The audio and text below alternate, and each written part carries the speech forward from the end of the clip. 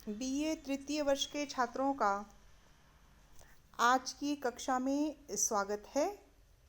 मैं डॉक्टर शेख रज़िया शहनाज, बहरी स्मारक महाविद्यालय बसमत से हिंदी विभाग।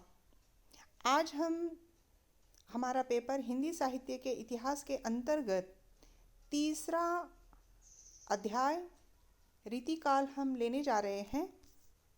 रीतिकाल, इसका सामान्य परिचय और इसका नामकरण हम यहाँ पर देखने वाले हैं। हिंदी साहित्य के इतिहास के अंतर्गत हमने आदिकाल देखा है, भक्तिकाल देखा है और आज हम रीतिकाल देखने जा रहे हैं। रीतिकाल, जिसका नाम दूसरा श्रृंगार काल भी कहा जाता है, जिसको मध्यकाल भी कहा जाता है, इसका समयकाल है 1650 से लेकर 1850 तक। तो ये रीतिकाल या श्रृंगार काल या मध्यकाल, इसको अलग अलग नामों से जाना जाता है। जिस तरह से हमने देखा था कि आदिकाल को भी अलग अलग नामों से जाना जाता है, उसका नामकरण देखा, भक्तिकाल को भी अलग अलग नामों से जाना जाता है, उसका नामकरण देखा। उसी तरह रीतिकाल को भी अलग अलग नामों से जाना जाता है, तो उसका नामकरण भी हम देख रहे हैं।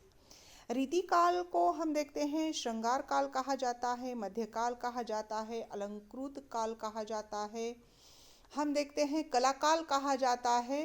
तो ऐसे अनेक नामों से उसे जाना जाता है। तो किस विद्वान ने इसको किस नाम से संबोधित किया और किस कारण किया, ये हम यहाँ पर देखने वाले हैं। यहाँ पर हम सबसे पहले देखते हैं रीतिकाल को अलंकृत काल क्यों कहा जाता है। ये नाम रीतिकाल को मिश्र बंधु द्वारा दिया गया है। इनके मतानुसार इस युग की कविताओं में अलंकृत करने की परिणति अधिक है। अलंकृत करने से तात्पर्य है अलंकार युक्त रचनाएं, जहां उन रचनाओं में अत्यधिक अलंकारों का प्रयोग हुआ है, जैसे कि शब्द अलंकार, भाव अलंकार, अर्थ अलंकार, यमक, उत्प्रेक्षा, अतिशयोक्ति, श्लेष, ऐसे कई अलंकारों के प्रकार है। और ये अलंकार जब अधिक से अधिक रचनाओं में पाए जाते हैं तो उसको यहाँ पर मिश्र बंधुओं ने अलंकृत काल कहा है। तो अलंकार से क्या तात्पर्य है? जिस तरह से हम देखते हैं कि एक साधी सीधी स्त्री कितनी भी सुंदर क्यों ना हो, लेकिन जब तक वो अलंकार धारण नहीं कर लेती, उसका सौंदर्य चौगुना बढ़ जाता है।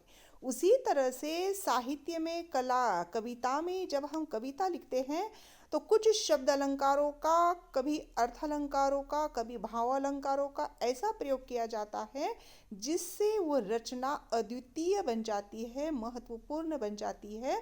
तो अलंकारों के कई प्रकार हैं, जैसे कि हम देखते हैं कि उसमें यमक है, श्लेष है, अतिशयोक्ति है, बहुत सारे अलंकारों के प्रकार है। और उन अलंकारों का जब कविता के लिए, रचना के लिए प्रयोग किया जाता है, उसको अलंकार युक्त रचना कहते हैं।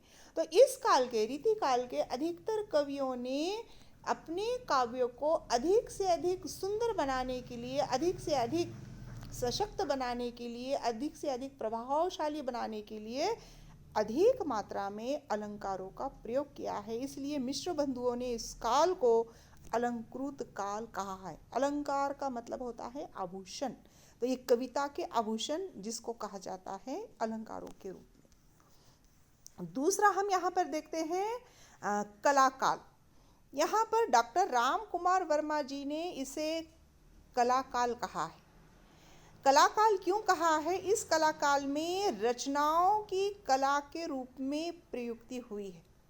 अलग अलग लेखन के रूप में कला का प्रदर्शन इस काल के कवियों ने किया है, इसलिए इसे कलाकाल कहा जाता है। और दूसरे अर्थ में हम इसे ये देख सकते हैं कि इस युग में अनेक कलाओं का, यानी कि कलाओं को प्रोत्साहन मिली है। तो हम देखते हैं कि कला का मतलब होता है किसी भी प्रकार की कला। लेखन कला, काव्य कला, चित्रकला, वाद्य कला, गायन कला, शास्त्रीय संगीत कला के 64 प्रकार है। लेकिन उसमें हम यहाँ पर लेखन कला, काव्य कला, शास्त्र कला जिसको हम देखते हैं, तो इस तरह से कला को लिखने का एक स्टाइल और लिखकर उसको निखारना, तो ये कला का रूप है यहाँ इस काल में। तो इन कवियों ने अपनी अपनी रचनाओं में अलग अलग कला के प्रदर्शन किए हैं, अलग अलग ढंग से लिखने की कोशिश की है। इसलिए यहाँ पर डॉक्टर राम कुमार वर्मा जी ने इस काल को कला काल कहा है। और कला काल दूसरे अर्थ में भी हम यहाँ पर देख सकते हैं कि हम देखते हैं 1700 1800 ये ईस्वी सन में अनेक कलाओं को प्रोत्साहना मिली है। अनेक कलाओं को, यानी कि हम देखते हैं स्तूप कला है, चित्रकला है, हम देखते हैं कई ऐसे अलग अलग कलाओं को प्रोत्साहना इस काल में राजाओं ने अपने कवियों को, चित्रकारियों को, चित्रकलाओं को, नृत्यांगनाओं को, गायकों को, यानी कि कला के रूप में, जैसे कि तानसेन है, हम देखते हैं कि हम ऐसे कई कवि हैं जो कि इस काल में उनको बहुत प्रोत्साहना दी गई है। तो हम देखते हैं कि इसलिए यहाँ पर राम कुमार वर्मा जी ने इसको कला काल कहा है। उसके बाद हम देखते हैं रीतिकाल। ये रीतिकाल, जिसे हम साहित्य में इसको रीतिकाल के नाम से ही पढ़ते हैं, ज़्यादातर इसका प्रयोग करते हैं। तो रीतिकाल ये नाम आचार्य रामचंद्र शुक्ल जी द्वारा दिया गया है और अधिकांश विद्वानों ने इस युग को, इस नाम को ही अधिक रूप में स्वीकार किया है। संस्कृत काव्य शास्त्र में रीति का अर्थ होता है विशिष्ट पद रचना, जिसका अर्थ है विशिष्ट काव्य रचना की पद्धति, जिसमें प्रमुख रूप से काव्य रचना की 3 पद्धतियों को अधिक रूप से प्रयोग किया गया है, जैसे कि रीतिबद्ध रचना, रीति सिद्ध रचना और रीति युक्त रचना। तो इन 3 शैलियों का, इन 3 पद्धतियों का, इन 3 प्रकारों का, इन 3 स्टाइल का इन कवियों ने प्रयोग किया है। इसलिए अधिक संगत रूप में रामचंद्र जी द्वारा दिया गया नाम रीतिकाल ये अधिक संगत मालूम पड़ता है। तो ये रीति का मतलब होता है एक लिखने का तरीका, उसको रीति कहा है। हम हमारे समाज में देखते हैं रीति रिवाज, चाली, रीति परंपरा जिसको कहते हैं, वैसे ही समाज में रहना है तो रीति रिवाज के हिसाब से रहना है।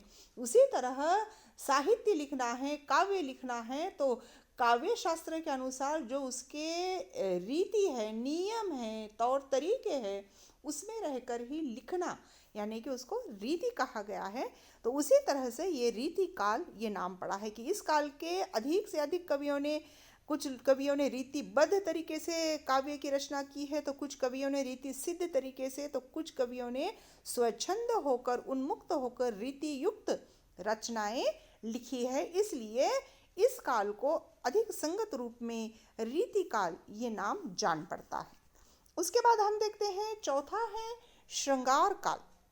आचार्य विश्वनाथ प्रसाद मिश्र जी ने इस काल के सभी ग्रंथों में प्राप्त श्रृंगार प्रवृत्ति के आधार पर यह नामकरण किया है। इस काल के ग्रंथों में श्रृंगार रस की प्रधानता अधिक पाई जाती है। इस काल के अधिकांश कवि दरबारी थे, इसलिए जिसका खाना उसी का गाना, इसके आधार पर राजाओं को प्रसन्न करने में ये कवि लगे हुए रहते थे। इसलिए अधिक से अधिक श्रृंगार काव्य ये रचा करते थे। रीतिकाल और श्रृंगार काल इन 2 नामों को अधिक से अधिक प्रयोग में हम लाते। जिस तरह से हम देखते हैं कि रीतिकाल अधिक संगत नाम पड़ता है, उसी तरह से श्रृंगार काल भी इस काल का संगत लगता है। डॉक्टर विश्वनाथ प्रसाद जी ने कहा है कि इस काल के अधिक से अधिक ग्रंथों में हम देखते हैं कि श्रृंगार की प्रवृत्ति अधिक पाई गई है। श्रृंगार रस हम देखते हैं साहित्य में 9 रस है और 9 रसों में सबसे प्रथम रस, सबसे रसों का राजा यानी कि श्रृंगार रस। तो श्रृंगार रस की 2 स्थितियां हैं कि संयोग और वियोग। तो संयोग और वियोग दोनों अवस्थाएं इस काल की रचनाओं में हमको देखने को मिलती है। तो श्रृंगार रस की प्रधानता अधिक से अधिक, तो श्रृंगार रस क्यों ज़्यादा है इस काल में? तो इस काल के अधिकांश कवि जो थे दरबारी थे।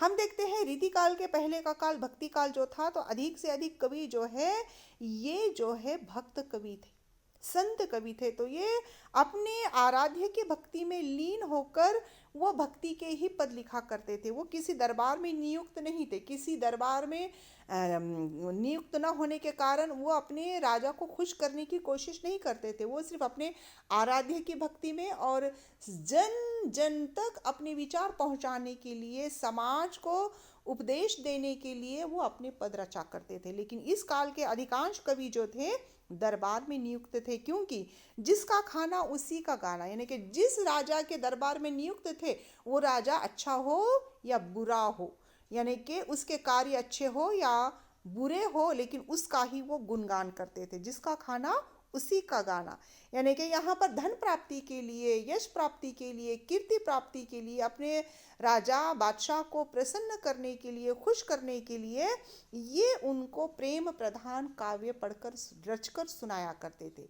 और अधिकतर इस काल के राजा महाराजा बादशाह ऐश्वर्य प्रिय थे, यानी कि भोग विलास में वो लिप्त थे। तो इन लोगों को प्रेम से ही ज़्यादा लगाव था, इसलिए श्रृंगार जैसा विषय लेकर ही ये कवि उनको खुश किया करते थे। बदले में राजा उनको स्वर्ण मुद्राएं भेंट दिया करता था। इसलिए इस काल के अधिक कवि जो है श्रृंगार भाव को लेकर ही अपनी रचनाएं लिखा करते थे, इसलिए ये नाम भी संगत जान पड़ता है। उसके बाद हम देखते हैं पांचवा, ये रीतिकाल का नाम है शास्त्रीय मुक्त परंपरा। ये नाम डॉक्टर गणपति चंद्र गुप्त जी ने रीति काव्य के लिए ये नाम प्रयुक्त किया है। इनका मानना है कि इस काल के अधिक रचनाकारों ने काव्य शास्त्र ही नहीं बल्कि काम शास्त्र, नीति शास्त्र, भक्ति शास्त्र, वैदिक शास्त्र, ज्योतिष शास्त्र आदि का प्रयोग किया है। इसलिए इनकी रचनाओं में रीति की अपेक्षा शास्त्रीय तत्वों का विस्तार अधिक हुआ है। इस आधार पर इसे शास्त्रीय मुक्त परंपरा का काल भी कहा जाता है।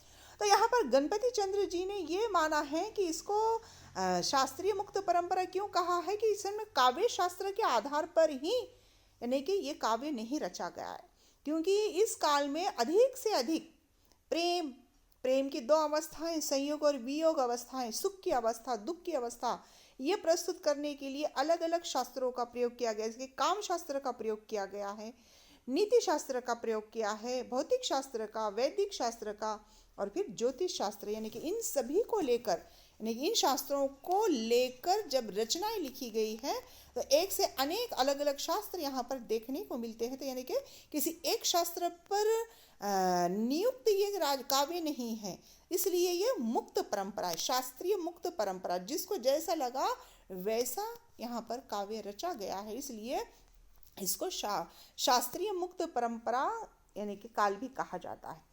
हम देखते हैं कि रीति काल, श्रृंगार काल, अलंकृत काल, कला काल, इनको अलग अलग नामों से जिस तरह से जाना जाता है, यहाँ इस काल की प्रमुख रूप में तीन पद्धतियाँ मानी जाती है कि काव्य रचने की तीन पद्धतियाँ थी प्रमुख रूप में, जैसे कि रीतिबद्ध जिसको लक्षणबद्ध काव्य कहा जाता है, दूसरा है रीति सिद्ध जिसका लक्षण मात्र साहित्य कहा जाता है, और तीसरा जो है रीति मुक्त जो कि स्वच्छंद रूप से लिखा गया साहित्य या रचना कहा जाता है।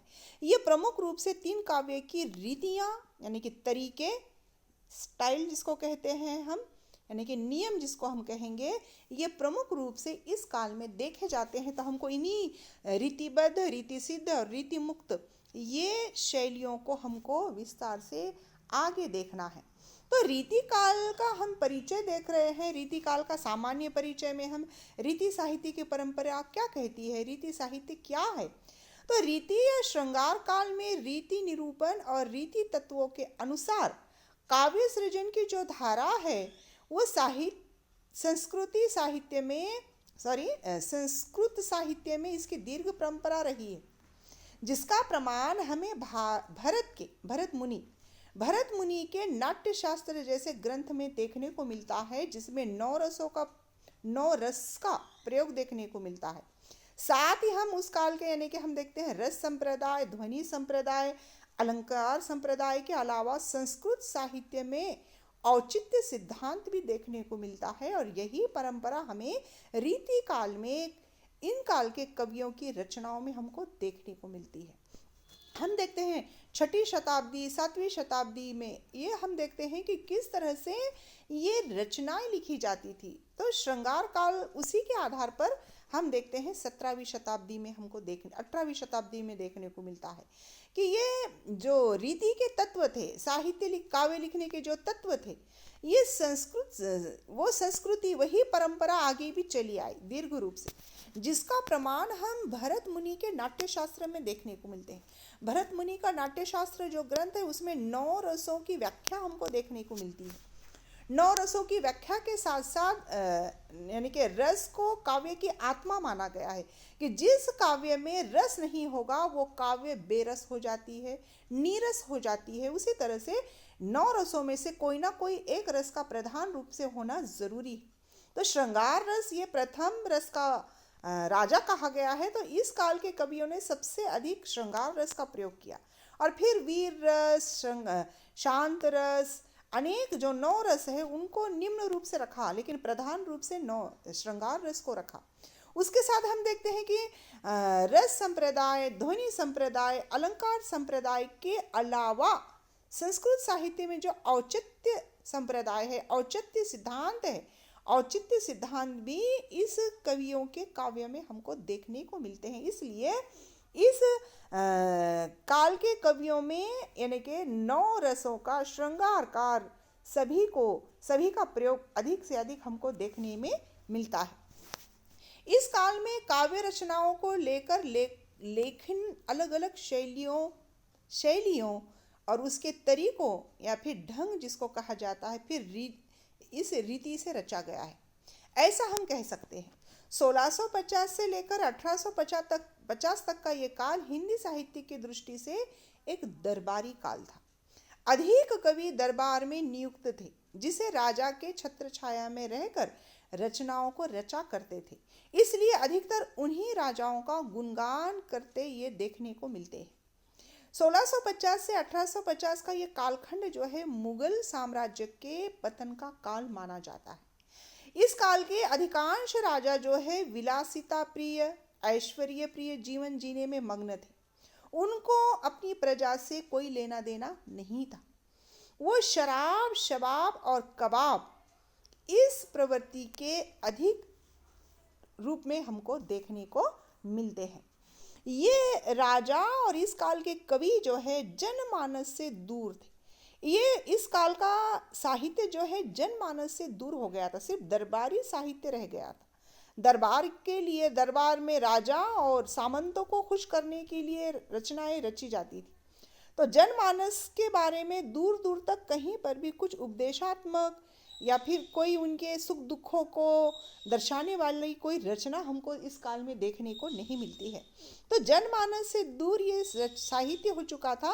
केवल अपने राजा को, महाराजा को खुश करने की होड़ में या फिर अधिक से अधिक धन कमाना, ज्ञान का प्रदर्शन करना, पांडित्य प्रदर्शन, यश और कीर्ति प्राप्ति के लिए ही साहित्य लिखना इन काल के कवियों का उद्देश्य हो गया था।